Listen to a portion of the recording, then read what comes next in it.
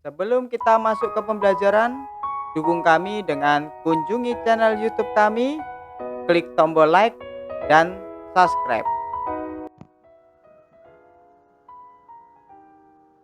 Halo, halo, halo. Selamat pagi kakak-kakak semuanya. Pagi ini kita akan belajar tema 3, tokoh dan penemu. Subtema yang ketiga, ayo menjadi penemu, pembelajaran yang pertama.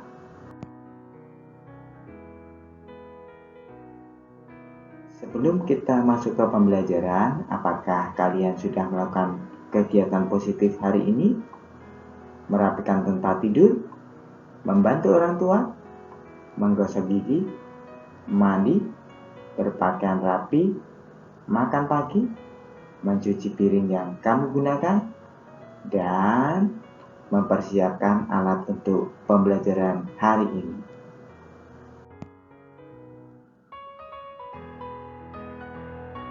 Mari kita buka dengan berdoa. Berdoa mulai. Berdoa selesai.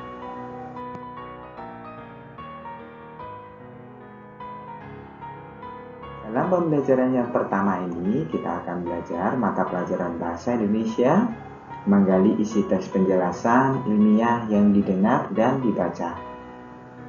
Kita juga akan belajar IPA, akan menganalisis atau melakukan percobaan rangkaian listrik sederhana secara seri dan paralel. Kali ini kita akan menganalisis apa perbedaan rangkaian listrik seri dan paralel. Yang ketiga, kita akan belajar mata pelajaran IPS, menganalisis perubahan sosial budaya dalam rangka modernisasi bangsa Indonesia.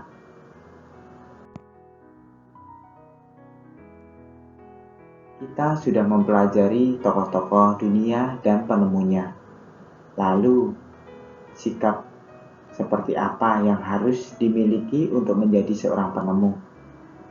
Ayo kita belajar dari Pak B.J. Habibie. Mari kita baca teks eksplanasi ilmiah berikut dengan teliti. Disiplin dan kerja keras awal dari sebuah inovasi yang cemerlang. Profesor Dr. Ing. Bakarudin Yusuf Habibie adalah Presiden ketiga Republik Indonesia yang menjadi kebanggaan bangsa Indonesia. Beliau dilahirkan di Parepare, Sulawesi Selatan, tanggal 25 Juni 1936. Masa kecil Habibie dilalui di Parepare. Sikap hidup disiplin dan kerja keras telah ditunjukkan Habibie sejak anak-anak. Ia memiliki semangat tinggi pada ilmu pengetahuan dan teknologi. Ia melanjutkan SMA di Bandung dan prestasinya selalu menonjol, terutama pada pelajaran IPA dan matematika.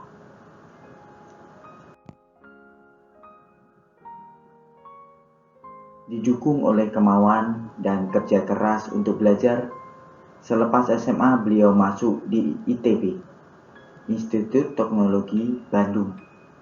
Kemudian mendapatkan beasiswa untuk melanjutkan kuliah di Jerman, jurusan konstruksi pesawat terbang. Ia bertekad bulat untuk bekerja keras dan harus sukses. Habibie selalu menggunakan musim liburannya dengan bekerja mencari uang untuk membeli buku sebagai pendukung sekolahnya. Tahun 1960, Habibie mendapat gelar Diploma Ing di Jerman dengan nilai sempurna. Ia bekerja di industri kereta api Jerman dan berhasil menemukan cara untuk membuat 1000 wagon kereta api berkekuatan tinggi. Di pagi buta, Habibie harus berjalan kaki cepat ke tempat kerja yang jauh untuk menghemat kebutuhan hidup, kemudian pulang pada malam hari dan belajar untuk kuliahnya. Tahun 1965, Habibie mendapat gelar Dr. Ingenieur dengan nilai sangat sempurna.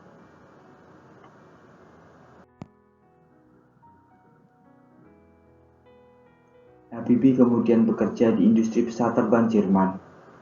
Karena sikap disiplin dan kerja keras, karirnya terus naik hingga dipercaya sebagai Vice President sekaligus Direktur dan Penasehat Senior di bidang teknologi.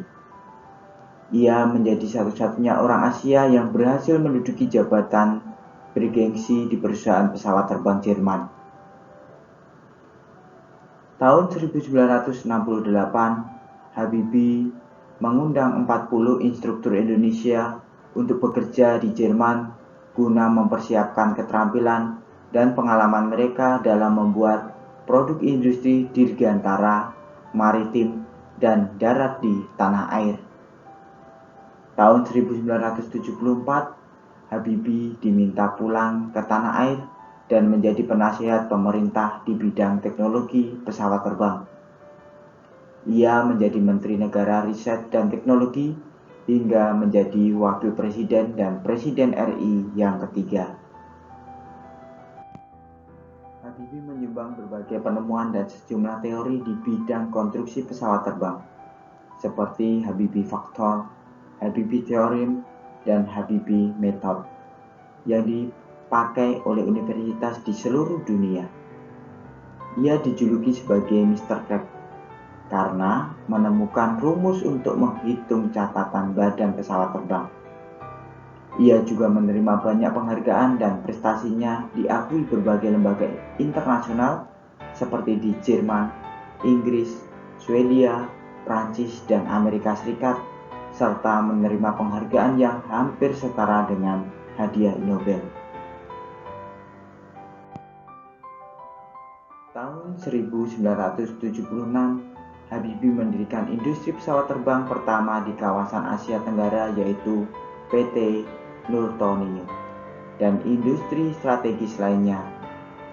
Industri binaannya berhasil memproduksi pesawat terbang, helikopter, senjata, amunisi, kapal, tank, panser, water cannon, kendaraan RPPM, kendaraan tempur, dan masih banyak untuk keperluan sipil maupun militer.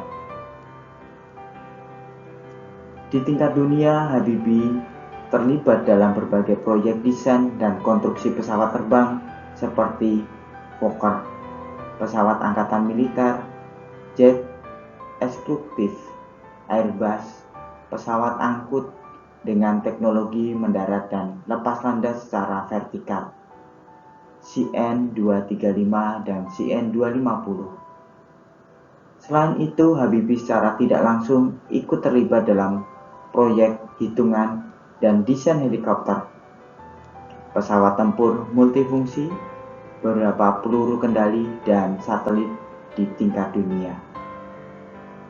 Wah, sungguh luar biasa ya perjuangan dan kecintaan Habibie pada pesawat terbang. Setelah membaca teks tersebut, jawablah pertanyaan berikut ini.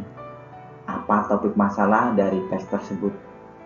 Apa pesan yang ingin disampaikan penulis melalui teks tersebut? Coba tulis di buku tulismu dan kirim ke kantong tugas bahasa Indonesia yang sudah disediakan oleh gurumu. Habibie dengan penemuannya telah memberikan manfaat yang cukup besar terhadap dunia transportasi, khususnya pada transportasi udara. Bagaimana pengaruh alat transportasi terhadap kehidupan ekonomi masyarakat Indonesia? Amati proses distribusi barang dalam kegiatan ekonomi dari pabrik hingga ke konsumen. Yang pertama, pabrik akan memproduksi suatu barang, kemudian akan didistribusikan menuju agen dengan transportasi darat, laut, ataupun udara. Kemudian manusia akan mendistribusikan menuju ke toko-toko atau mungkin pedagang besar. Pedagang besar akan menyalurkan ke pedagang kecil sehingga sampai ke konsumen. Berbagai macam Hasil produksi seperti pertanian, perkebunan, perikanan, perindustrian, dan kerajinan perlu didistribusikan ke konsumen. Nah, lalu apa dampak adanya alat transportasi dalam pendistribusian barang? Coba kamu tuliskan dampak adanya alat transportasi bagi kehidupan masyarakat. Yang kedua, jika tidak ada alat transportasi, dampak apa yang akan berpengaruh terhadap kehidupan di masyarakat? Coba kamu analisis dampak adanya alat transportasi bagi kehidupan masyarakat dan dampak tidak adanya alat transportasi dalam kehidupan masyarakat. Tuliskan di kantong tugas IPS yang disediakan oleh gurumu.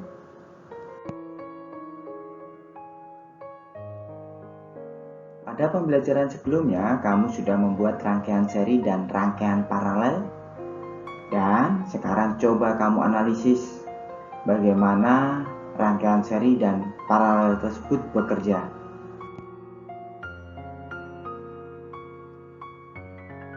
Kamu sudah membuat percobaan rangkaian seri. Nah, sekarang tuliskan apa ciri rangkaian seri. Kemudian, apa ciri rangkaian paralel. Serta persamaan dari kedua rangkaian tersebut. Tuliskan di buku tulismu dan kirim kantong tugas IPA yang sudah disediakan oleh gurumu.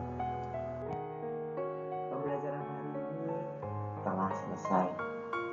Semoga hari ini kamu mengerjakan tugas ya. Dan jangan ditunda-tunda. Jangan sampai tugas kamu menumpuk. Mari kita tutup dengan berdoa. Berdoa mulai.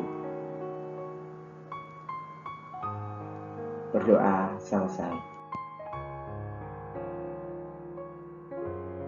Terima kasih anak-anak karena kalian sudah melaksanakan pembelajaran hari ini dengan baik.